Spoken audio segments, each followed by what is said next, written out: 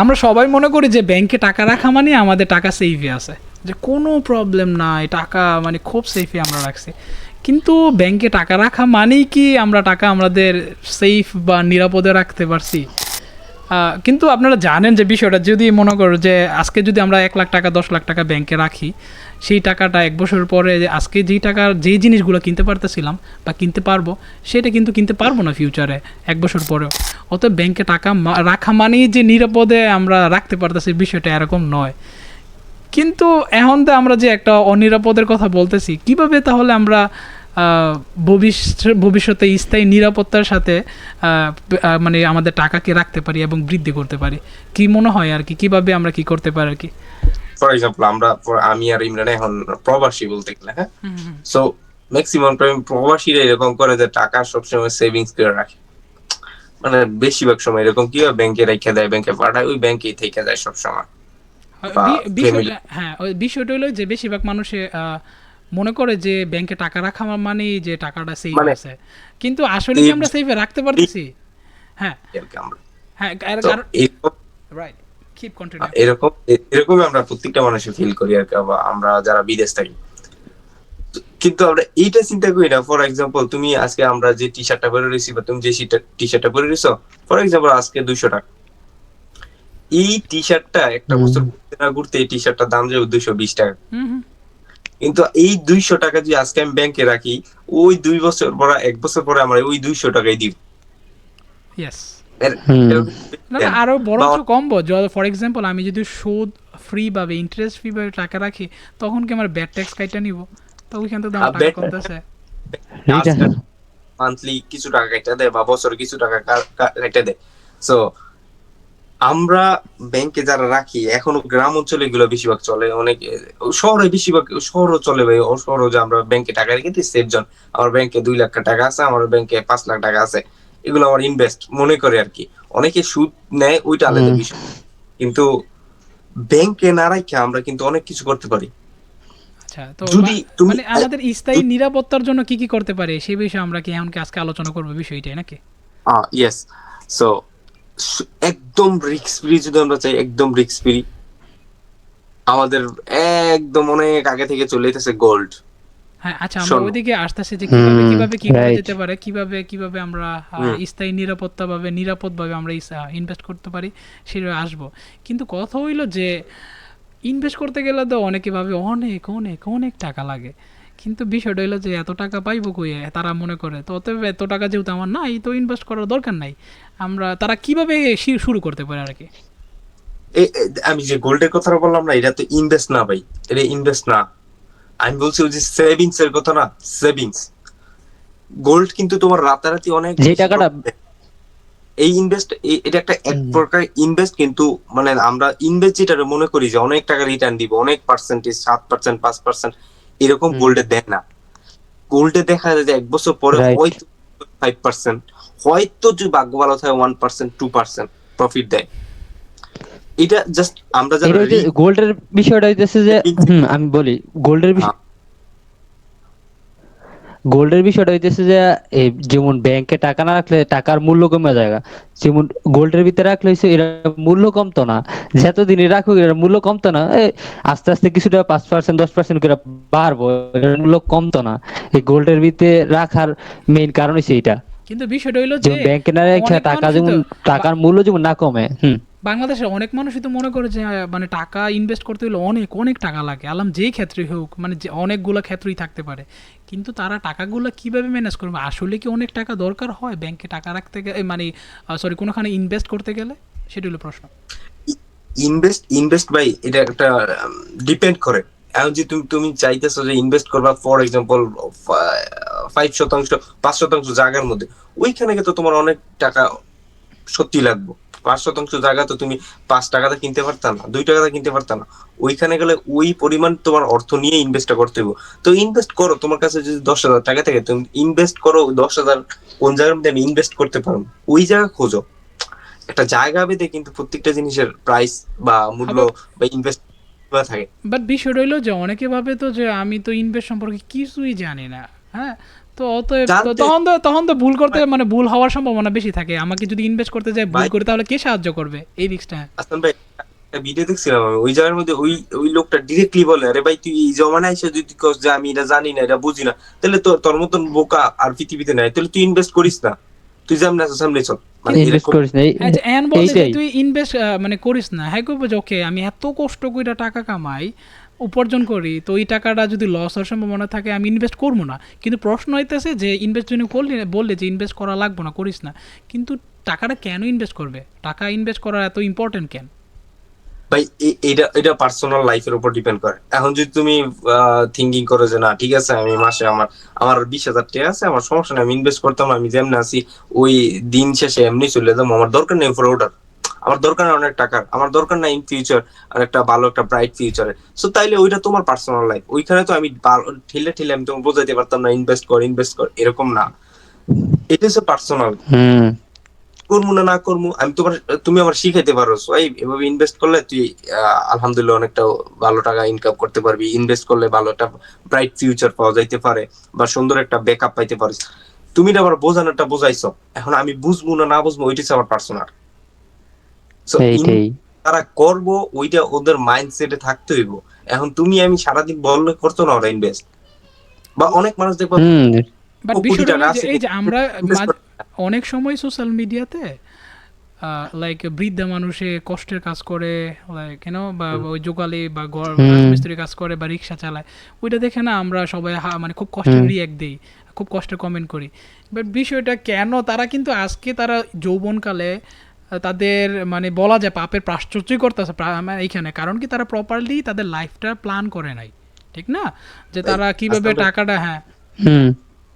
Sorry, দেখো পৃথিবীতে কোনো কাজই কিন্তু ছোট না, রিক্সা চালায় না মুচিগিরি না করে জেলে। বিষয়টা হলে লিসেন ভাই ব্রো, ওইটা তো হ্যাঁ আমি জাস্ট ওই প্রেক্ষাপটে বলতেছি আর কি, আল্লাহ তাআলা তোমারে হয়তো হয়তো আমাকে শুরুতে কিছু দেয়নি, এরকম হইতে হুম। পারে, কিন্তু রিক্সা চালায় ধরো ফর এক্সাম্পল 500 টাকা কামাইলাম ডেইলি, এনে আমার হুম। থিঙ্ক রাখতে হবে বিজনেস টাইপের।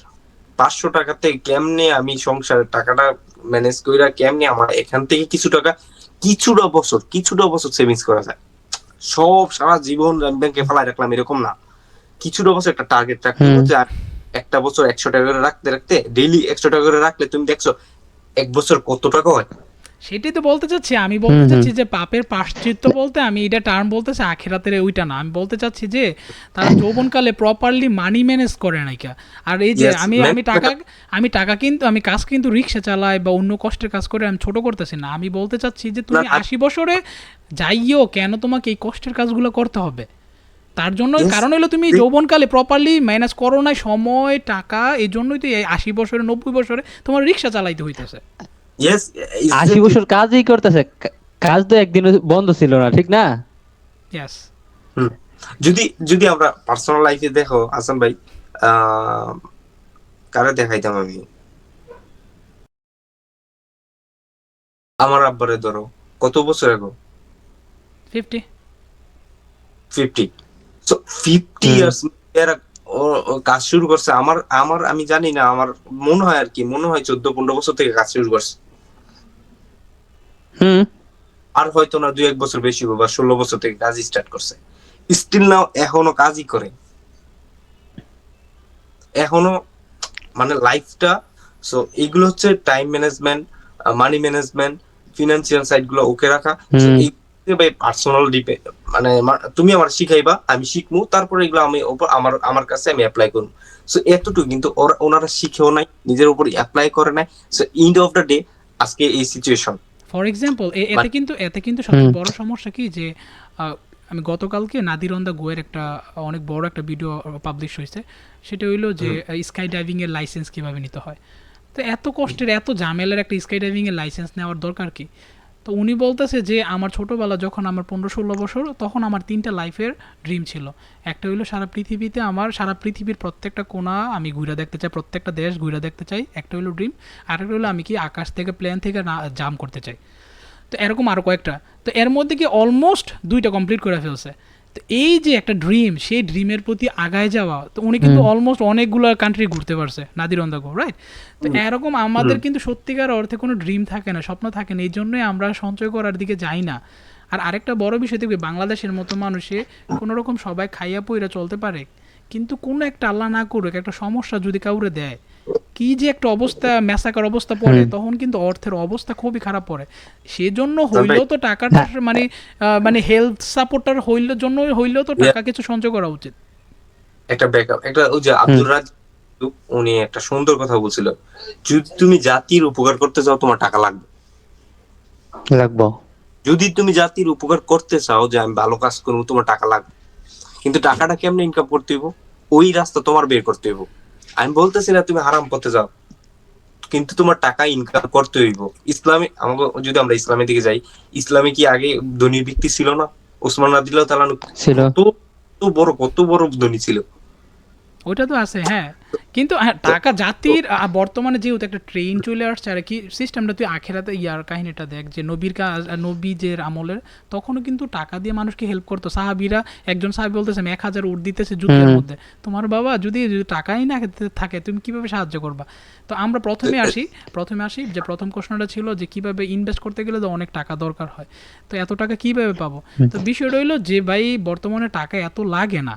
ফর এক্সাম্পল, সঞ্চয় টাকার ইনভেস্টের মধ্যে কিন্তু অনেক পার্থক্য আছে। যেমন আমার মাস শেষে আমি যদি কিছু আস্তে আস্তে প্রতিদিন অল্প অল্প করে সঞ্চয় করে 1 মাস 2 মাস পরেও তো একটা ভালো টাকা অ্যামাউন্ট আসে, ওইটা তো কি ইনভেস্ট করা যায়, ঠিক না? যে কোনো কিছু। সো আর আরেকটা বিষয়, না না, আমি কি মানুষ ইনভেস্ট করতে চায় না কিনা জানেননি আমি বলি, বিশেষ করে মানুষ মনে করে ইনভেস্ট করা মানে রিস্ক লাগে, রিস্ক মনে হয় হ্যাঁ কাছে, এর লিগে ইনভেস্ট করতে চায় না কোনো জায়গায়, সব জায়গায় ব্যাংকে রাখতে চায় আর কি। ব্যাংকে রাখলে মনে করে সেফটি থাকে, এটা ঠিক আচ্ছা, নেই? সবাই মনে করে ব্যাংকে মানে সেফটি আছে। ইমরান, ব্যাংকে আমার আই থিঙ্ক মনে হয় যে বাংলাদেশের রুলস অনুযায়ী যদি ব্যাংক কখনো দেউলি হয়ে যায়, মনে হয় 2 লক্ষ টাকার বেশি দিত। 2 লক্ষ বা 2 লক্ষ 2 লক্ষ টাকা। তো মানে আমার যদি 1 কোটি টাকা থাকে, 100 কোটি টাকা থাকে, তারপরে 2 লাখ টাকা যত থাকে আর কি। মানে এইটা কি এটা রিস্ক হচ্ছে না? বাংলাদেশেরটা মনে সম্ভবত। রিস্ক, রিস্ক লাইফে প্রত্যেকটা জিনিসের মধ্যে থাকে। আমি এখন কথা বলতেছি, ভিডিও করতেছি, আমি এখন শিখতেছি, একটা বই পড়তেছি। আমি কেন শিখতেছি? নিজের একটা ইমপ্রুভ করার জন্য শিখতেছি বই। আচ্ছা, কিন্তু আমি কাউকে বাঁচবো কিনা জানি না, ওইটা তো না না না কেন শিখতেছি এখন এটা? না, কাউকে মরে আমি যাবো। কি এখানে মেইন জানার বিষয়টা হইতেছে যে সবচেয়ে বেটার কোন জায়গায় ইনভেস্ট করাটা, রাইট সবচেয়ে বেটার যেই ছোট হোক বড় হোক, যেই কম অ্যামাউন্ট সমস্যা নাই, কিন্তু কোন জায়গায় ইনভেস্ট করলে বেটার অপশন আইবো আর কি, লাভ Okay. কিছুটা প্রফিট আইবো এরকম জায়গা। এরকম আমরা আরেকটা বিষয় হলো যে বর্তমানে অনেক মানুষই ইনভেস্ট করার নামে স্ক্যামের শিকার হয়। ফর এক্সাম্পল, আমরা অনলাইনে প্রতিনিয়ত হয় কিনা প্রতারণার, কিছুদিন পূর্বে দেখলাম MTF না এরকম আরো অনেকগুলো আছে। সো তারা বলে যে কিভাবে যেন টাকা ইনভেস্ট করো, বা বাংলাদেশে থেকে বিদেশে টাকা ডলার কেমনে কেমনে বংচং। তো এই যে ভাই, স্ক্যাম থেকে বাঁচার জন্য, বা কেন মানুষ স্ক্যামে পড়ে, তারা তো অনেকেই তো ইন্টারেস্ট আছে ইনভেস্ট করতে যায় করার জন্য, কিন্তু ইনভেস্ট করতে চাইলে তারা তো বাস খাচ্ছে বা সমস্যায় পড়তেছে। তো ওই জায়গা থেকে কেন, তারপরে কেন বিশ্বাস, মানে কেন স্ক্যামের মধ্যে পড়ে, বিষয়টা কি মনে হয় তোর কাছে? স্ক্যাম দেখো, ইনভেস্ট এরকম একটা জিনিস যেটা তোমার এখন তো ডিজিটাল যুগ, তারপরেও কিন্তু কিছু কিছু জিনিসের ফিজিক্যাল থাকে। অনেকটা ডিজিটাল, তারপর ফিজিক্যাল থাকে। কিন্তু ওই যে তুমি যেগুলো বললা যে এগুলা ইনভেস্ট, আচ্ছা ইনভেস্ট আমি কই করতেছি আমি জানি? জাস্ট তুমি আমার না না, এটি তো জানতে হইব না। স্ক্যামের শিকারটা হচ্ছে কেন, কি মনে হয় এটার মধ্যে কেন স্ক্যামের শিকার হচ্ছে আমরা? তোমার এটাই তো বলতেছি। তো ফর এক্সাম্পল তুমি আইসা আমার বললা যে আপনি আমাদের এখানে 5 লক্ষ টাকা ইনভেস্ট করেন, 1 বছর পরে আপনাকে 7% প্রফিট হিসেবে দেওয়া হইব। এটা আপনার একটা ইনভেস্ট। কিন্তু আমি তোমার যে দিতেছি, তুমি এটা কোন কাজে লাগাইতেছো, কিভাবে তুমি প্রফিট দিতেছো, এটা তো জানতো চাই না। জানতে হইব। ফর এক্সাম্পল, মানুষ এত বোকা, তুই মনে কর যে ডেস্টিনি যখন টাকা নিছে, সবাইকে বলছে যে আপনার টাকা নিয়ে আমি গাছ লাগাবো পাহাড়ের মধ্যে, সেই গাছ বড় হইলে বিক্রি করে আপনাকে কোটি কোটি টাকা দেবো। সেই চিন্তাটা যদি করতো, আমি নিজের বাসার আঙ্গিনায় তো গাছ লাগাইতে পারি। তো এইগুলো এই জাতিকে, আমি কি শোনেন, হ্যাঁ এই যে কিছুদিন আগে, এই 5-6 বছর আগে আর কি, একটা ঘটনা আঙ্গ বাড়ির ভিতরে এরকম হয়েছে আর কি। বিশেষ করে একটা মহিলা, এই যে আঙ্গ গ্রামের একটা মহিলা আর কি আইসা বলতাছে আমার কাছে 1000 টাকা দিলে 6 মাস পরে 10,000 টাকা করে দেওয়া হইব। ওকে পরে ওই সময় এক মহিলা আমি কি 10,000 টাকা দিব। পরে মহিলাগত সত্যি কথা সে একটা বিশেষ করে লোভ আছে আর কি, আর এরা কোনো কিছু জানতে চায় না, মনে করে না যা বলতেছে তাই, মহিলাকে অল্প কিছু কথা বললে এরা ওইটা থাকে আর কি। মানে পরে তারা স্ক্যামের শিকারটা হয় মূলত লোভের কারণে। হ্যাঁ, লোভের কারণে। পরে পরে কি হয়েছে, পরের দিন আসলো আর কি, পরে একটা পুরুষ আইছে আর কি, জিজ্ঞেস করছে কয় আপনারা 1,000 টাকা যদি 10,000 টাকা দেন তাহলে 1,000 টাকা দিতে হইব কি লিগা, তাহলে 1,000 টাকা আপনি আনতে রাইখা 9,000 টাকা দিয়েন। পরে মহিলা বলছে আর কি, ওনার উঠে গেছে আর কি। যাওয়ার পরে পরে ওরা কোনো টাকা পয়সা দেয় নাই, কিন্তু ওই পুরুষে যাওয়ার পরে মহিলা আবার 2 দিন পরে আবার হেগো এক লগে লয়ে বইছে আর কি, ওই বাকি মহিলাকে নিয়ে বইসা পরে মিটিং টিটিং করলো। পরে আরো বেশি লোভ দেখাইছে আর কি, পরে 36,000 টাকা পর্যন্ত পাওয়ার এরকম কিছু লোভ দেখাইছে আর কি 2 বছর পরে। পরে হেরা ইয়া করে সবাই টাকা বকা দিয়ে লাইছে। দেওয়ার পরে 6 মাস পরে ওই মহিলার কোনো খোঁজ খবর নাই। মহিলাকে বাড়িতে যায় এনে আবার আসে, এরকম করতে করতে মহিলা পলাতক। এই 2 বছর আগেও এটা শুনছি আর কি, বিশেষ করে ঘটনাটা। পরে আরেকটা আর কি ওইটা টাকা আসে 1,000 টাকা 10,000 টাকা দিব কইতে, আমি কি বলি 1,000 টাকা 10,000 টাকা দিব কইতে, 1,000 টাকা 10,000 টাকা আপনি 6 মাসে কি দিয়ে বানাইবেন? এক্স্যাক্টলি 10,000 টাকা যদি 1,000 টাকা কয়, আমি কই 10,000 টাকা দা 1,000 টাকা আপনি এটা কইলে মানা যায়। 10,000 টাকা দা 1,000 টাকা যে কোনো ভাবে মানায় দিতে পারবো, সমস্যা নেই। কিন্তু 1,000 টাকা দা 10,000 টাকা দিব কিভাবে? যে এত বিজনেসই করুক, যেই বিজনেসই করুক। ওইটা তো আছে। ফর এক্সাম্পল সবচেয়ে বড় বিজনেস হইলো ব্যাংকের সুদের ব্যবসা, এটা হলো বাস্তবতা। এই সুদের ব্যবসা করতে যাওয়ার পরও ব্যাংকে ওলারা 9% বা 8% মনে করে ধরো ইন্টারেস্ট দিতে পারে। সেইগুলো কাইটটা কুইটটা দিন মানে বছর শেষে 5%-এর মতন টিকে 1 লাখ টাকা রাখতে গেলে। 5%। তো সেই জায়গার মধ্যে 1 লাখ টাকায় মনে কর 5% যদি থাকে, সেই জায়গার মধ্যে আমার আরেকটা মানুষ 1 লাখ টাকায় আমার 1 কোটি টাকার স্বপ্ন দেখাইতেছে। এটা বাস্তবতা আমি কি মিলাচ্ছি না, এই জন্যই তো সমস্যাটা। তারা কি ব্যাংকেতে বড় সুদ খেতেছে বা ব্যাংকেতে বড় সুদের ব্যবস্থা করতে এটা দিব, এই প্রশ্ন যদি করতো।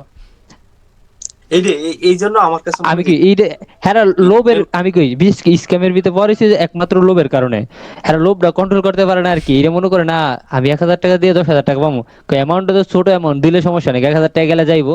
হ্যাঁ এরকম কিছু মিন করে আর কি, এর জন্য বিশেষ করে স্ক্যামের শিকার হয়।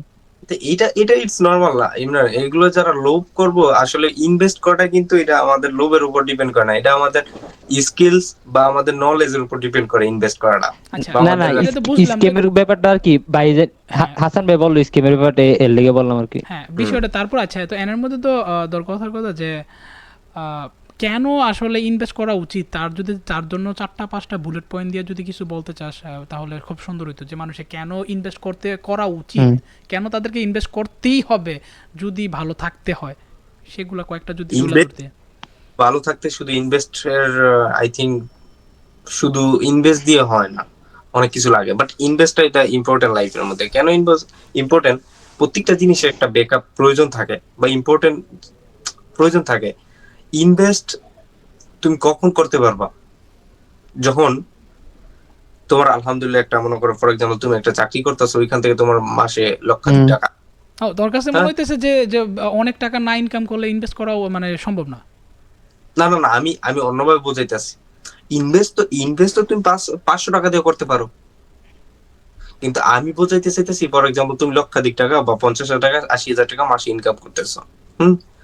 সো ওই সময় তোমার ফ্যামিলি খরচ ধরো 80,000 টাকা আর্নিং করলে 50,000 টাকা তোমার এক মাসে খরচ হয়ে যেতেছে ফ্যামিলির, আর 30,000 টাকা থাকবে। তখন কি করে বা আমরা আমার মানুষজন কি করে ওই 30,000 টাকা কি করি, আমরা ওই ব্যাংকে রেখে থুয়ে দিই।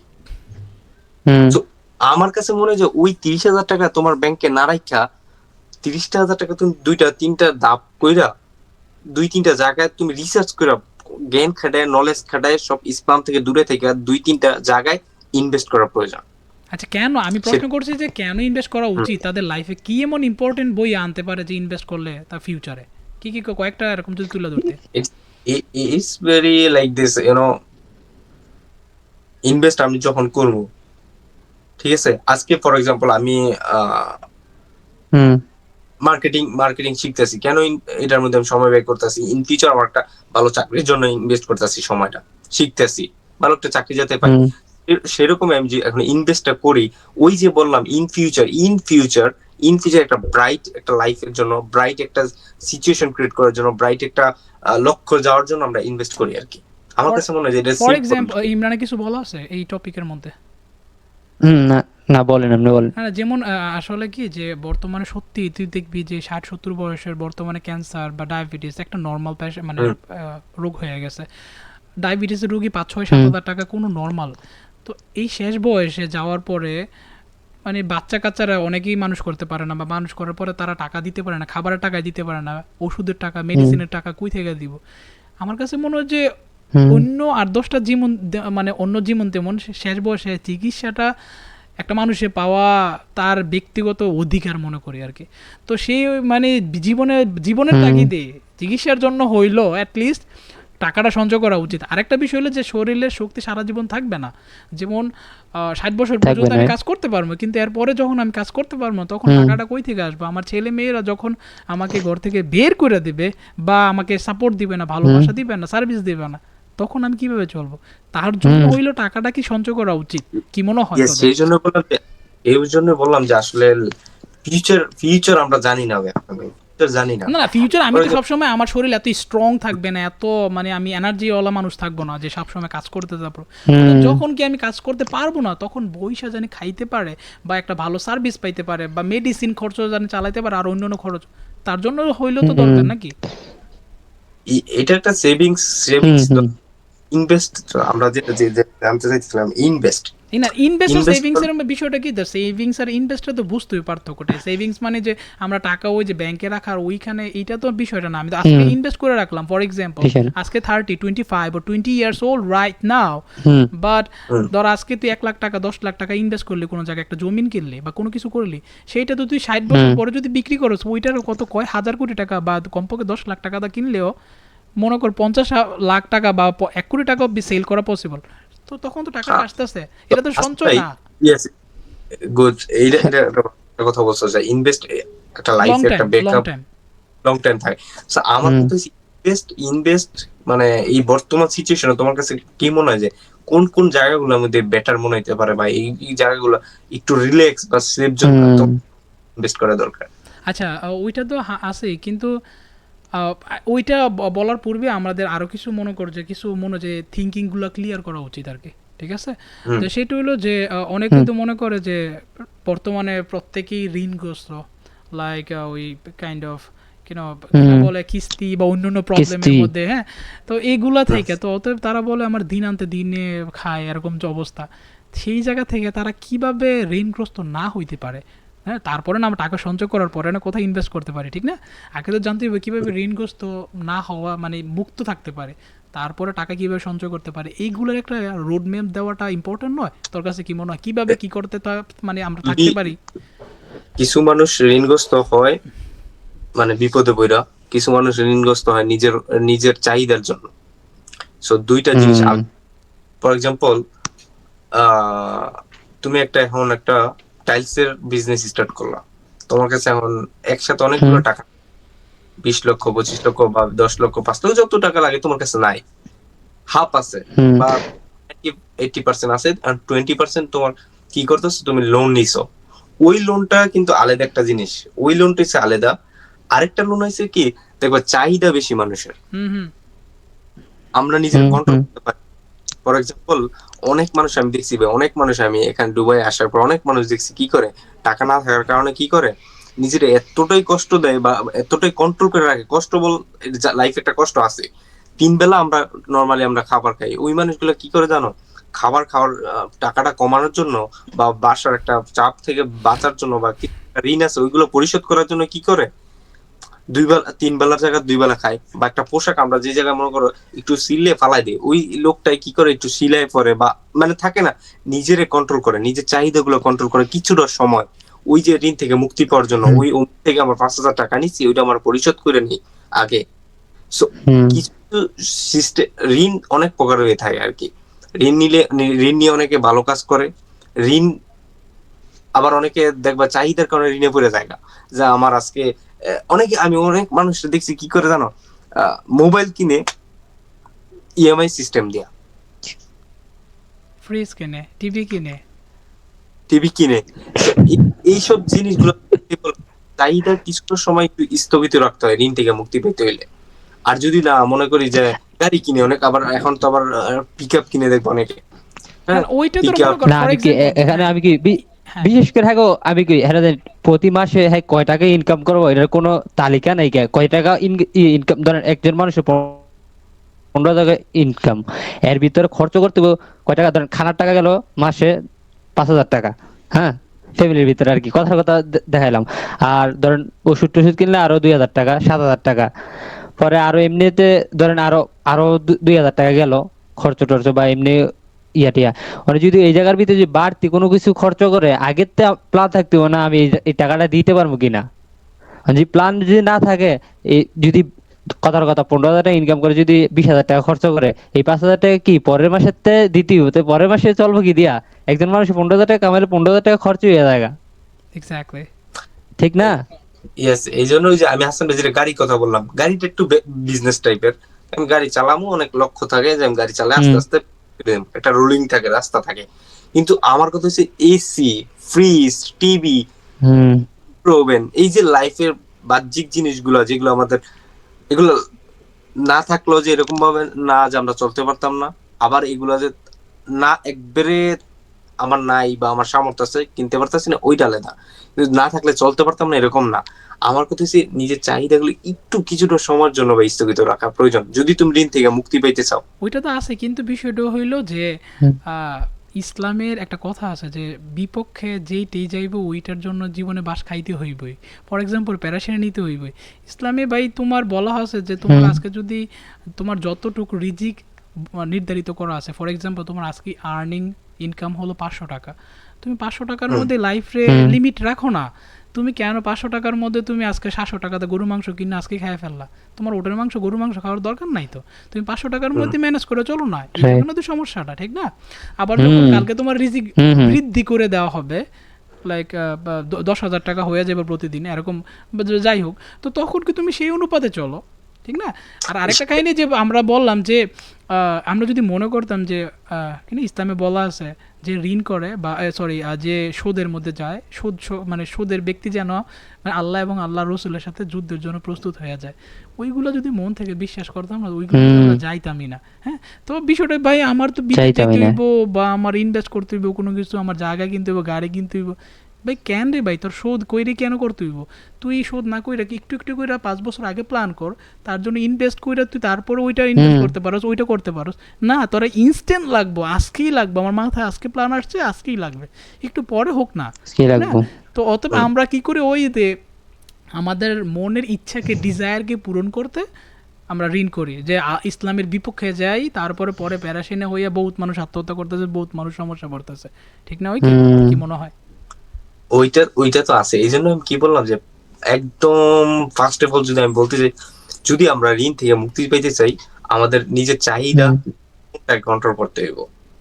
কন্ট্রোল বলতে যে হুম আমার যতটুকু বাজেট ওইটুকুর মধ্যে চলা ট্রাই করতে হবে, বাহিনী কাহিনী শেষ। ওইটার মধ্যে আমার একটা লিমিট রাখতে হবে, এই আর কি। আচ্ছা তাহলে, আচ্ছা বুঝলাম, তাহলে কিভাবে ঋণ থেকে মুক্ত থাকা যায়, যে নিজেকে কন্ট্রোল করার মাধ্যমে, ঠিক না? তারপরে হুম ওই তারপরে অল্প অল্প টাকা করে আমরা জমায়ে সঞ্চয় করে তারপরে কোনো একটা জায়গায় ইনভেস্ট করতে পারি। কিন্তু হ্যাঁ, প্রশ্ন এখন হ্যাঁ, এখন আসি ফর এক্সাম্পল আচ্ছা হাসান ভাই, তাহলে ধরো যদি যদি মনে কর যে যদি টাকা আটকে যায় আর সময় মতো না পায়, অনেকেই মনে করে যে আমার কাইন্ড অফ 100 টাকা আমার হাতে আছে, 100 টাকা ইনভেস্ট করে ফেলে। তো কত টাকা, 100 টাকা থেকে দর কথার কথা আমার থাকলে হাতের মধ্যে আমার কত টাকা ইনভেস্ট করা উচিত, কত টাকা হাতে রাখা উচিত, কি মনে হয় নাকি সবগুলো ইনভেস্ট করা উচিত? তারপর আমরা আসতেছি যে কি এখন- কোন জায়গায় ইনভেস্ট করা উচিত, কি লাগে এই জানাটা খুব ইম্পর্টেন্ট। এইটাও কিন্তু হাসান ভাই নিজেদের ডিপেন্ড করে। হুম, এটাও নিজেদের উপর ডিপেন্ড করে। ফর এক্সাম্পল আমার কাছে 100 টাকা আছে। হুম, আমি জানি যে আমার হুম কত 100 টাকার মধ্যে কত টাকা আমার প্রয়োজন হইতে পারে। আমি কিন্তু জানি হুম আমার আমার পার্সোনাল লাইফটা কেমনে চলবো বা কিভাবে চলে আমরা জানি। ফর এক্সাম্পল কয় টাকা? চিকিৎসার বাবদ আমি এটা রাখতে পারি, ফ্যামিলি এটা এতটুকু, এটা কিন্তু আমি জানি যে আমার এই টাকাটা হইলে আমার হয়ে যাবে ইনশাআল্লাহ। So, হুম যদি 100 টাকা ফ্যামিলির খরচটা, আমার নিজের খরচটা, আমার হসপিটাল বা ইনকেস এগুলো রাইখাও নেই, যত টাকা থাকে হুম। ওইটা প্রয়োজন কত আমার কাছে। টাকা? আর যদি এরকম মনে হয় যে না আমার কাছে ব্যাকআপ আছে, আমার এই 100 টাকার মধ্যে হাত দেওয়ার দরকার নাই, তাহলে আমার কাছে মনে হয় যে 100 টাকা পুরোটাই ইনভেস্ট করা হুম, দরকার। বাট আমার কাছে মনে হয় কি যে এতে হুম, করে মানুষের বিপদে হওয়ার সম্ভাবনা থাকে। ইনভেস্টমেন্ট মানে রিস্ক থাকবে ওইখানে, হ্যাঁ। এটা আর যেখানে রিস্ক না সেইখানে বুঝতে হবে এটা সুদের ব্যবসা বা ওইখানে হালাল ব্যবসা না। তো তো যেন সুদের ব্যবসা। রাইট, যেন আমাদের রিস্ক আছে ওইখানে ইনভেস্ট ইনভেস্ট আমরা একটা বলতেছি যে ইনভেস্ট করা, কিন্তু ইনভেস্ট কিভাবে কিভাবে করবো, কিভাবে ওইটা শিখবো, তো হ্যাঁ আস্তে আস্তে, কিন্তু ওইটা বিষয়টা যা হলো যা যে হ্যাঁ কিভাবে আমার তো জানতে হবে কত টাকার মধ্যে কত টাকা ইনভেস্ট করা উচিত। না হইলে তো বাসকায় বয়ে থাকা সব এরকম অনেক মানুষকে দেখছি তার 100 টাকা আছে, সে আরো 100 টাকা এর ঋণ করে আইন না পরে ইনভেস্ট করে 200 টাকা। এইটা না, তো হইতে পারে না। কার লেগে এর পরের মাসে যখন বিপদে পড়ে তখন কিন্তু হ্যাঁ কান্নাকাটি করে যেই সম্পদটা কিনছে ইনভেস্ট কইরা সেইটাকে 100 টাকা কিনে 50 টাকা বিক্রি করে দেয়। আসলে আমার মতে মনে হয় কি যে হুম, ইনভেস্টর ঋণ না কইরা প্রথম অবস্থায় প্রথম দিকে ঋণ না করে ইনভেস্ট করা বেটার। অনেক বিজনেসম্যান আছে কোটি কোটি বিলিয়নার, ওরা কি করে লোন নেয় জাতীয় ব্যাংক থেকে, ইন্টারন্যাশনাল ব্যাংক থেকে লোন নেয়, তারপরে এরা বিজনেসে খাটায়। হুম। ওনাদের একটা লিঙ্ক হয়ে আছে, ওনাদের মাধ্যম আছে। কিন্তু আমি তুমি যখন ইমরান, ফার্স্ট টাইম ওনারা প্রথমেই কিন্তু আমি আরো ওনারা কিন্তু বিশেষ প্রথমেই কিন্তু শুরু করে নাই ঋণ দিয়া। হুম ওনারা প্রথম শুরু করছে বিজনেসের তে, পরে আরেকটা বিজনেস শুরু করার জন্য ব্যাংকের তো লোন নেওয়া হয়েছে। এরা প্রথমে কিন্তু ব্যাংকের তো লোন নিয়ে প্রথম শুরু করে নাই। কিন্তু আমার কাছে মনে এই হয় যে যে সর্ব হুম, পারফেক্ট একটা স্ট্র্যাটেজি হইলো তোর কাছে যদি 100 টাকা থাকে দিন শেষে, তো 100 টাকার মধ্যে ফ্যামিলি খরচ যদি তোর মনে কর 20 টাকা হয়, হ্যাঁ 20 টাকা গেল। হুম, তো তারপরে ফ্যামিলির হেলথ খরচ যদি 10 টাকা হয় 10 টাকা গেল, 30 টাকা চইলা গেল। অ্যান্ড হুম, দেন এটা সিকিউরিটি হুম, পারপাস, যে আমার যদি আল্লাহ না করে কালকে কিছু একটা হুম, হয়ে যেতে পারি, হ্যাঁ যে কোনো একটা Yes. বিষয়, তার জন্য 20 টাকা রাখলো। কত 30 টাকার 20 টাকা 50 টাকা হুম, হইল। অ্যান্ড দেন 50 50 টাকা টাকা। 50% ইনভেস্ট করতে পারে, 50% এই যে এই অন্য আনুষঙ্গিক খরচ হিসেবে রাখতে পারে। এইভাবে হইলে Yes. যে একটা কাইন্ড অফ বিপদে পড়লো বাইচা থাকতে পারবো আমার কাছে মনে হয়। কি মনে হয়? বললাম যে যদি তোমার 100 টাকার মধ্যে নিজের খরচগুলো রাখতে হয়, তাহলে রাইখা তারপর যতটুকু থাকে তোমার কাছে মনে হবে না আমার এনাফ পরিমাণ রাখছি আমি, বাকিটা তুমি ইনভেস্ট করতে পারো, যে এটা আমার এক্সট্রা মানি। বা এখন যে আবার অনেক সময় দেখা যায় যারা ইন্টেলিজেন্ট অনেক মানুষ থাকে আর কি, ইন্টেলিজেন্ট ব্যক্তিরা বলে যে প্রথমে ইনভেস্ট করো পরে নিজের খরচ। আমি ওইদিকে যাইতেছি না, কারণ এটা হুম, প্রাথমিক খরচ না আচ্ছা, করেই ভালোই। তারপরে এরকম দেখবি যে আমাদের আশেপাশে বেশিরভাগ মানুষ ইনভেস্ট করে না। তো অতএব আমার হুম। একাকির লেগে বা ইনভেস্ট করতে হইব, এর মানে কি যে সুখে থাকতে হইব ইনভেস্ট করতে হইব, এরকম টাইপের প্রশ্ন, এরকম অ্যান্সার এরকম ওই টাইপের। আমি হাসান ভাই বললাম না, এখন ফর এক্সাম্পল তোমার এখন প্রাইভেট জেট ঘুরতে মন চায়, আমার রিক্সাতে ঘুরতে হুম, মন, ওইটা পার্সোনাল, ওইটা আমাদের নিজের মধ্যে। অনেক মানুষের ইচ্ছা পার্সোনাল। না, কিছু সেভিংস দরকার নাই, এত কিছু ভাবে না, চিন্তা করে না, অত কিছু জানে না। ও So, যে ওইটা জানে না তাকে হুম, জানাতে হবে তো নাকি? ফর এক্সাম্পল তোর ফ্যামিলি মেম্বার জানতে চায় না, তাকে তো জোর করে এলো তো কি পোলাপাইনের ছোটবেলা থাকতে বাপ মা পিঠে পড়ালেখা শেখায়। আমি কি আচ্ছা, না শিখাই ঠিক আছে, জানানোটা কথার কথা আপনার অধিকার, আপনার ফ্যামিলিরে জানানো, কিন্তু করানোটা কিন্তু নিজের ইচ্ছাকৃত ভাবে না করলে কিন্তু আপনি করাইতে পারতেন না। এটা এক্স্যাক্টলি। ইটস নর্মাল, এটা স্বাভাবিক। এখন তুই আমার বলতে পারো আমি যদি না মানি, ওইটা তো তোর দোষ না। Right, right. আমাদের যদি আমরা হুম, আচ্ছা, তো এর আমরা মধ্যে আমরা মোটামুটি অনেকগুলো প্রশ্ন এখন কভার করছি। হুম, তো এখন বিষয়টা হইলো যে আমি বুঝলাম যে ঋণমুক্ত কিভাবে থাকতে হয়, কিভাবে টাকা সঞ্চয় করে ইনভেস্ট করতে হয়, আর অনেকগুলো প্রশ্নের অ্যান্সার জানলাম। কিন্তু এখন অনেকগুলো তো মানুষের তো অনেক বাস খায় বা অনেক জায়গায় চিনে না। তো কিভাবে বুঝবো কোথায় ইনভেস্ট হুম, করলে আমি সিকিউর ভাবে মোটামুটি ভালো হইব বা প্রফিট আসবে? কি করা যেতে পারে? এরকম আসলে ইনভেস্টর অনেকগুলো স্পেস আছে বা প্লেস আছে।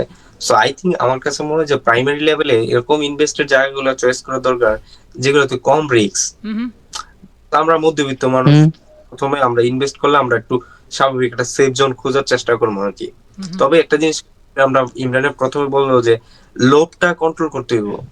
কোন ইনভেস্ট হুম, মানে এই যে তোমার ফিডব্যাক দিব 10% 20% এরকম না। তুমি একটু আগে হুম, এক্সপ্লেন যে ব্যাংকে যে দেয়, ব্যাংকে সবচেয়ে বেশি সুদ দেয়, তারাই দেয় 5% 4%। সো আমাদের চিন্তাটা হুম, ওই লিমিট রাখতে হবে যে ভাই আমি ইনভেস্ট করবো, আমার এতে ফিডব্যাক আসবো কিন্তু এতটা প্রথমে আসে না। সো এই জিনিসগুলো চিন্তা করে কিছু আমি অনেকগুলো আছে, তার মধ্যে তুমি ধর মানে আমরা রিস্ক ফ্রি যদি বলো গোল্ড, আমরা হুম, ছোট্ট থেকে আসাম ভাই, তুমি মানে আমাদের থেকে বড়, তুমি দেখছো, ইমরানও দেখছে, আমরা ছোট্ট থেকে হুম। দেখতেছি গোল্ডের প্রাইস আমি আজ পর্যন্ত দেখিনি ডাউন হইতে। আমি পার্সোনালি দেখিনি ডাউন হইতে। আমি যখন ছোট ছিলাম আমার এটা মানে মূল আমি গোল্ডের প্রাইস মানে 11 গ্রামের দাম আমি শুনছিলাম মনে হয় 60,000 না 62,000, আমার জ্ঞান হওয়ার পরতে হুম 62-60,000 টাকা। সো স্টিল নাও টুডে গোল্ডের প্রাইস হচ্ছে 1,72,000 টাকা 11 গ্রামের দাম। তো হুম মেবি 7-8 বছরে এতটুকু ডেভেলপ 5 হয়ে বছর গেছে। ব্যবধান। ধরো 10 বছর বা 12 বছরের ব্যবধানে এতটুকু হয়ে গেছে গা। সো আমার কাছে মনে হয় যে গোল্ড হয়েছে একটা রিস্ক ফ্রি, বা এটা একটা সনাতন পদ্ধতি হিসেবে দেখবে সনাতন অনেক বছর পূর্ব থেকে এই রীতিটা চলে যেতেছে যে মানুষ স্বর্ণের মধ্যে হুম অনেকটা দেয়, স্বর্ণের মধ্যে অনেকটা সেফ জোন করে রাখে।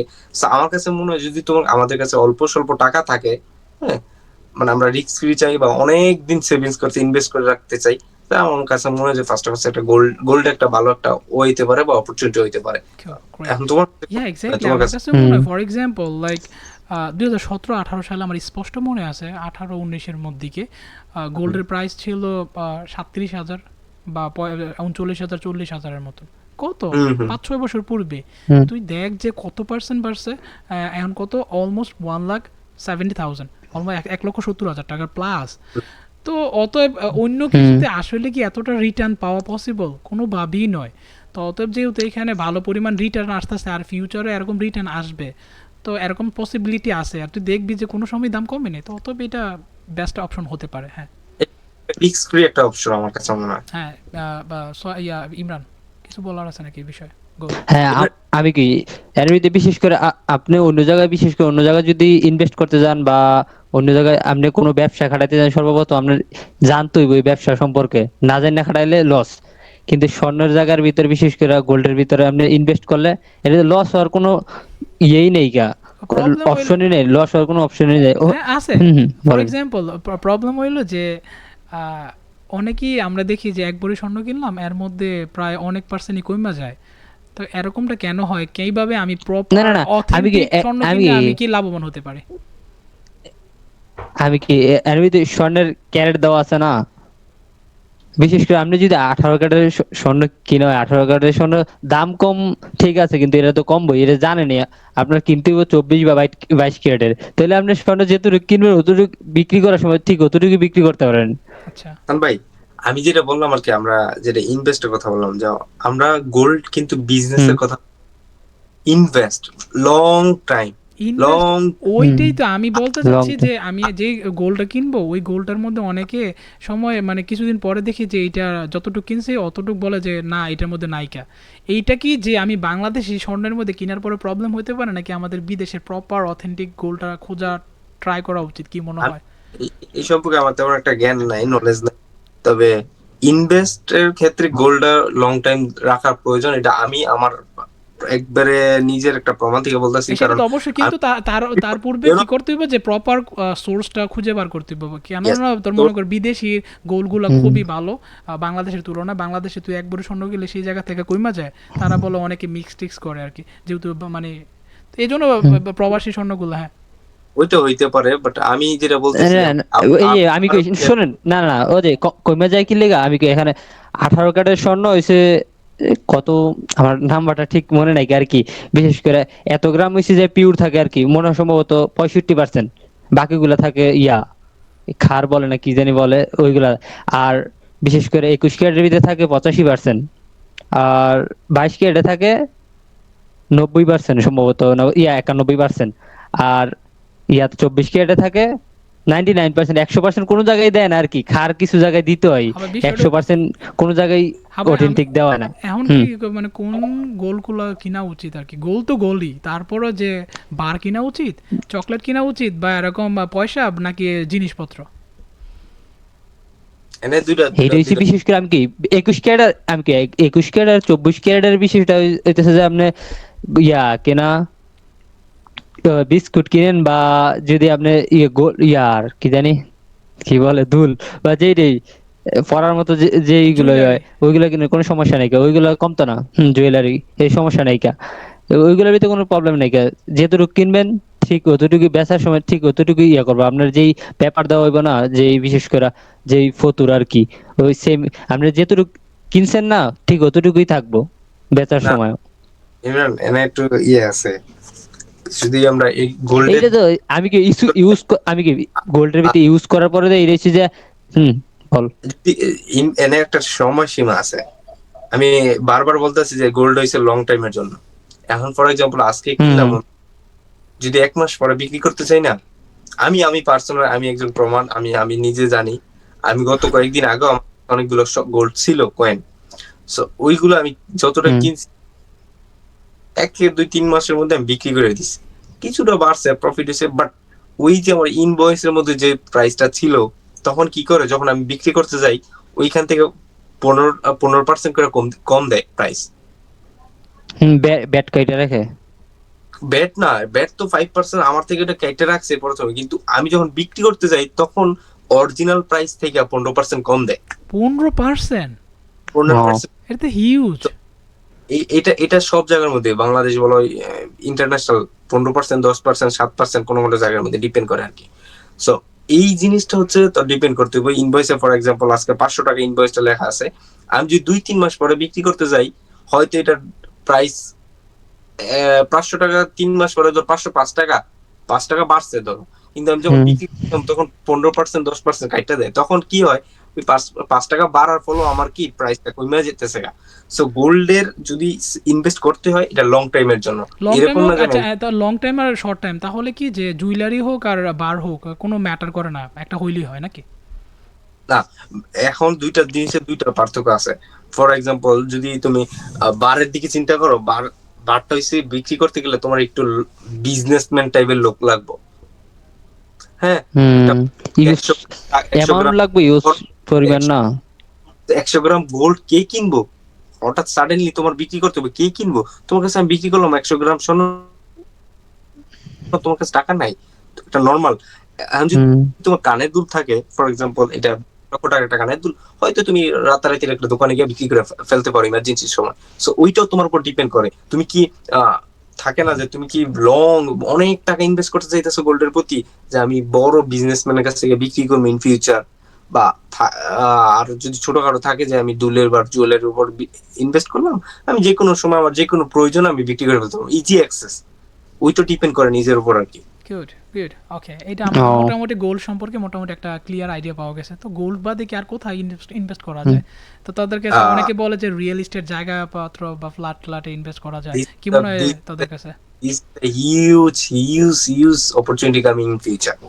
তুমি এখন খেয়াল করো হাসান ভাই, আমাদের বারখোলা, আমরা যখন ছোট ছিলাম বা তখন দেখো ওই যে গ্রামের একদম চকের দিকে যে আমরা তাকাইতাম, জমি জমার মধ্যে পুরো সবুজ শ্যামল, মানে শস্য শ্যামল দিয়ে ভরা ছিল। এখন ওই দূরে একটা বাড়ি হইতেছে, ওই যে ওইখানে একটা বাড়ি হইতেছে, এই যে ব্লক হইতেছে জায়গাগুলা, হ্যাঁ, মানুষগুলো দেখবে একটা সময় গেলে এরকম একটা সিচুয়েশন পড়ে যাবে, জায়গা রিয়েল এস্টেট মানে জমি জমা, এরকম একটা সময় যাবে দেখবা যে কিছুটা খালি স্পেস পাওয়াটা ডিফিকাল্ট হয়ে যায়। একটা সময় কি এরকম হয়ে যায় বাবা, খালি স্পেস পাইতে গিয়া মানুষের অনেকটা ব্যাক পাইতে হবে, খালি জায়গা পাওয়া যায় না, আর পাওয়া গেলে অনেক টাকার দাম। সো আমার কাছে মনে হয় যে এই রিয়েল এস্টেট বা জমি জমা গুলার ভিতরে ইনভেস্ট করতে, এইটাও কিন্তু লং টাইম, এখানে একটু সময় দিতে হবে। লং টাইম বলতে কি, এটা গোল্ডের থেকে একটু কাছাকাছি, একটু দ্রুত পাওয়া যায়, কিন্তু এখানেও সময় দিতে হয়। এখন আমি আজকে কিনা 5 লক্ষ টাকা কিনা যদি আজকে বিক্রি করতে যাই, অনেক সময় এটা মার্কেটটা অনেক সময় অনেক জায়গায় ডাউন হয়, তবে 80% সময় ডাউন হয় না জমিতে, রিয়েল এস্টেটে সবসময় আপেই থাকে। তারপরেও কিছুটা রিস্ক থেকে জায়গা, এখানেও কিছুটা সময় নিয়ে ইনভেস্ট করা দরকার। 5 ইয়ার্স 10 ইয়ার্স ইনভেস্টের ক্ষেত্রে তো রিস্ক থাকবো যে কোনো জায়গায়, যে হাসান ভাই বললো রিস্ক, মানে যদি ইনভেস্ট করতে গেলে রিস্ক তো থাকবো। যদি ওই যে বললাম না, যে সুদের ব্যবসা যদি হয় তাহলে রিস্ক থাকতো না কোনো। না না, এই আমি যে কথাগুলো বলতেছিলাম কি আর কি, ইনভেস্ট আমি বলতেছিলাম যে ঝুঁকিপূর্ণ ইনভেস্টের কথা বলতেছিলাম, যে একটা ব্যাকআপের, এটা বিজনেস ইনভেস্টের কথা বলতেছিলাম। এই জন্য আমি বললাম, বলতে পারি যে আসলে যে রিয়েল এস্টেট বা জমিতে ল্যান্ডে ইনভেস্ট করা মানে একটা kind of huge opportunity. And then তুই দেখবি যে আমাদের সব সময় দেখছি যে কোনো কিছু সবকিছুর দাম কমলো, ল্যান্ডের বা জায়গা জমির দাম কমে নেই, রাইট? না, ইয়েস, বাট ওইখানে সময় দিত আর কি। মনে করো একটা, তো অতএব আচ্ছা এটা তো বুঝলাম, কিন্তু এর মধ্যে বুঝলাম যে এখন দুইটা আমরা অপশন পাইলাম, একটা হলো গোল্ড আর একটা হলো ল্যান্ড। একটা ডমিনেন্ট, ইয়েস। তারপরে কিন্তু এই দুইয়ের মধ্যে কি সীমাবদ্ধ থাকবো নাকি আরো কোনো অপশন আছে কি মনে হয়? আরো অপরচুনিটি আছে ভাই, হাসান ভাই। ফর এক্সাম্পল, এখন যদি স্টক মার্কেটের দিকে আমরা যাই, হুম, স্টক মার্কেট যদি তুমি ফলো করো 2008 সাল থেকে 2015 সাল পর্যন্ত, গোল্ডের লগে যদি কম্পেয়ার করি, স্টক মার্কেট কিন্তু হুম। অনেক ছিল মাঝখান দিয়ে, অনেক অনেক অনেক উঠছিল ভাই। কোথায়, গোল্ড ছিল বাংলাদেশে নাকি অ্যাব্রোডে? ইন্টারন্যাশনাল, ইন্টারন্যাশনাল আবার বাংলাদেশ থেকে তো আমি ইন্টারন্যাশনালে হুম। ইনভেস্ট করতে পারতেছি না। বাট আমি এটা একটা, যদি বাংলাদেশে রক্ষা হয় তাহলে বাংলাদেশের স্টক মার্কেট অনেকটা খারাপ, এটা সত্য। ভয়ঙ্কর ভয়ঙ্কর। ওইটা খারাপ, ওইটা মানতে হবে। যদি বাংলাদেশে রক্ষা হয় তাহলে আমি স্টক তুমি মার্কেটে যদি ইনভেস্ট করতে বাংলাদেশে মানে 1 লাখ টাকা ইনভেস্ট করো স্টক মার্কেটে, 6 মাস, 1 বছর, 10 বছর পরে সেইটা পড়বে 10,000 টাকা, এরকম রেকর্ড। ওই বাংলাদেশ, আমি এটা তে- মানা করি। তে- বাংলাদেশ ওইখানে ইনভেস্ট মার্কেটে। হ্যাঁ, আর কোনো আইডিয়া আছে কিনা ইমরানের মাথায়? হুম। আমার বিশেষ করে অন্য যেই কিছুতে, বিশেষ করে বিজনেস বা কোনো কিছুতে যদি ইনভেস্ট করে, প্রথমে হচ্ছে জানতে হবে ওই বিষয়ে। বিশেষ করে প্রথমে এই যে জমি আর গোল্ডের বিষয়টা, এটা মানুষের বেশি একটা না জানলেও ইনভেস্ট করতে পারবো, সমস্যা নেই, এটার ভিতরে লস খাওয়ার সম্ভাবনা খুবই কম। আর আর যদি আপনি অন্য কিছুর ভিতরে ইনভেস্ট করে, জমিতে ইনভেস্ট করার পূর্বেও তো হুম, কাগজপত্রের ব্যাপার স্যাপার আছে, এগুলো ভালো করে যাচাই করার ম্যাটার আছে নাকি? এটা তো অবশ্যই, এটা তো আমি কি এটা কি, আমি কি যে জিনিসটা লইবো, আমি কি, যদি আপনি যে কোনো জিনিস যাচাই বাছাই না করে যদি যদি পরীক্ষা নিরীক্ষা না করে নেন, তাহলে অবশ্যই ধরা খাইতে হবে। এটা তো সবার ক্ষেত্রেই, আপনি যে কোনো জিনিস নিবেন আপনি তো যাচাই বাছাই করে নিবেন, নাকি শুধু টাকা কি এমনি ফ্রিতে দিয়ে দিবেন? বাংলাদেশে হইলে খালি কমে যায় কেন? ওই জায়গা তো তোমার বুঝছা কিনতে হইব। তুমি যখন গোল্ড কিনতে যাইবা তখন তোমার হুম, বুঝতে আসলে 18 ক্যারেট না এটা 22 ক্যারেট, এটা তো তোমার আগে নলেজটা গেইন করতে এটা হবে। তো অবশ্যই, ব্যাপার, এটা তো অবশ্যই। পার্সোনাল ব্যাপার আমাগো। সো হুম। হ্যাঁ, আমরা তাহলে কি আর বলতে নতুন চাই কোনো এখানে, আইডিয়া নাই, নতুন কোনো কোথায় কোথায় ইনভেস্ট করতে পারে এরকম কোথাও মাথায় যদি আসতেছে না? ইনভেস্টটা করতে গেলে, এখন তো এটা ভিডিওটা হইতাছে জাস্ট ইনভেস্ট নিয়ে কথা হইতাছে। আমার কাছে আরেকটা আইডিয়া ছিল, কিন্তু হুম। ওইটাতে একটু বিজনেস কানেকশন আছে, সেজন্য আমি ওইটা Okay. অন্য একটা ইনশাআল্লাহ ভিডিও হ্যাঁ, শেয়ার করব। আমার কাছে এই দুইটাই বেটার। আমার কাছে মনে হয় যে সবচেয়ে বড় ইনভেস্টমেন্ট এই দুইটা না। সবচেয়ে বড় ইনভেস্টমেন্ট হইলো যে হুম, নিজের উপর ইনভেস্ট করা, স্কিলস, ইয়েস। রাইট? তো বাট অতএব তোর কথার কথা তুই ড্যাল কার্নিক, আমেরিকার সবচেয়ে বড় মোটিভেশনাল স্পিকার, অ্যান্ড দেন উনি সবচেয়ে বড় বিজনেসম্যান ছিলেন। উনি উনি বলতেছে যে আমি $100 দিয়া 1930 বা 35 বা 32 সালের দিকে একটা কোর্স করছি বা একটা বই কিনছি, এরকম টাইপের।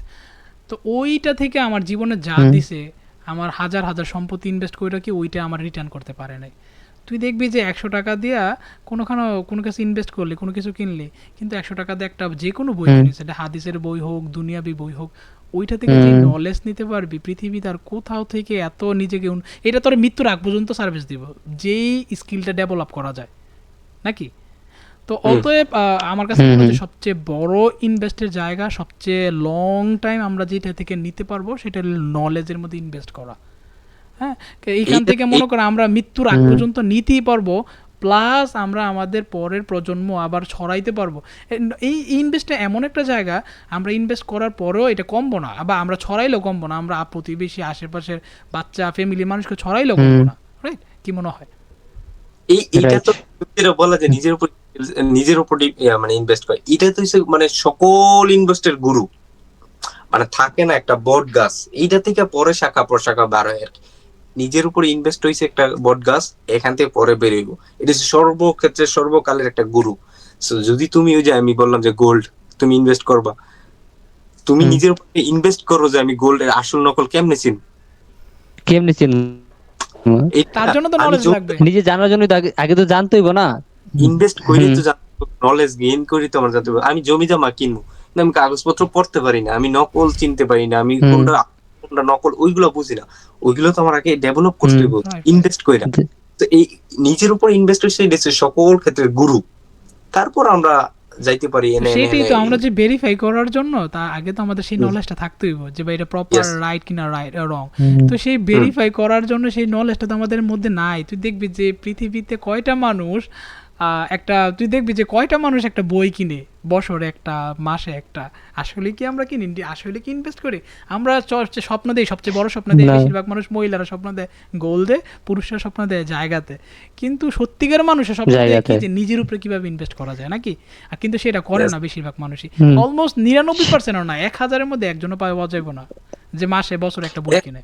এখন দেখো তুমি হাসান ভাই, আমরা বই মেলাতে আমি কি বই মেলাতে যারা বই কিনে না হেরা কিন্তু কিনে শখের বসে, বা ওই যে এই বইটা বাড়িছে এবার শুধু ভাইরাল। মানুষকে দেখানোর জন্য বা ভাইরালের জন্যই। এছাড়া অন্য কিছু নিজে কোনো শিখার জন্য আমার মনে হয় না কিছু লোক কিনে আর কি। এটা নর্মাল, এটা যদি খুব লজ্জাজনক মনে হইলো নিজেরটা নিজেই বলি, লাস্ট 1 মাসের মধ্যে, লাস্ট 1 বছরের মধ্যে কোন বই বেরিয়েছে আমি জানি না। তো এই হুম। হচ্ছে অবস্থা এখন। সো আমরা ওই যে তোমরা বই আমরা যেটা বলি, আমাদের আসলে ওই দিক থেকে আস্তে আস্তে মন উঠে যেতেছে। কেন উঠতেছে বা কেন, এটা নিজের ঘাটতি না, মানে এগুলোর কারণে হয়তো। কিন্তু নিজের উপর ইনভেস্ট করাটা হচ্ছে, এটা হচ্ছে সর্বকালের সর্বশ্রেষ্ঠ একটা ইনভেস্ট। এটা থেকে কোনো সময় অন্য কিছু হইতো না আর কি, আমার কাছে মনে হয়। তো এই জন্য আমরা বলি যে, আমি যদি এখন হুম। কনক্লুশনের মধ্যে আসি, যে শেষের পর্যায়ে মোটামুটি, যে নিজের লাইক স্কিল বা বিজনেস জানি ইনভেস্ট করি, বা ব্যাংকে জানি টাকা রাখি, সবচেয়ে আমরা কি এটা কি বলতে পারি যে এখন যে সবচেয়ে বড় ইনভেস্ট কি, যে নিজের উপর ইনভেস্ট করা, রাইট? আর এটার মধ্যে আমাদের ফোকাস করা উচিত প্রথম, তারপর অন্যগুলোর মধ্যে, নাকি? এটা তো আমি হুম। বাট কিছু কিছু সময় কি হয় হাসান ভাই, ইনভেস্টটা অনেক সময় হয় যে, অনেক সময় দেখবো যে আমার নলেজ একটু আছে, হালকা আছে এই ব্যাপারে, 5%, 2%, 10% আছে। আমি আমার সাধারণ মস্তিষ্কটা বুঝতেছি যে এইখানে ইনভেস্টটা করলে আমার প্রফিট হইব। ওই সময় দেখা যায় কিছু কিছু, মানে 1%, 2%, কিছু কিছু পার্সেন্ট, 100 থেকে 1%, 2% কিছু কিছু সময় রিস্ক নিয়ে ইনভেস্ট করা যায়। তবে তুমি যেটা বলা যে ইনভেস্ট লাইফে প্রথম নিজের উপরে করা দরকার। এটা উইথাউট ইনভেস্ট, মানে নিজের উপরে তুমি কিছু সবকিছু করতে গেলে দেখবে অনেক ফেল হয়ে যেতেছে, অনেক লস হয়ে যেতেছে তো লাইফে। অতএব আমরা আজকে এইখানেই আমাদের কথাবার্তা রাখতে পারি। ইনশাআল্লাহ পরের সপ্তাহে দেখা হবে। বাই বাই, আসসালামু আলাইকুম। ওয়ালাইকুম আসসালাম।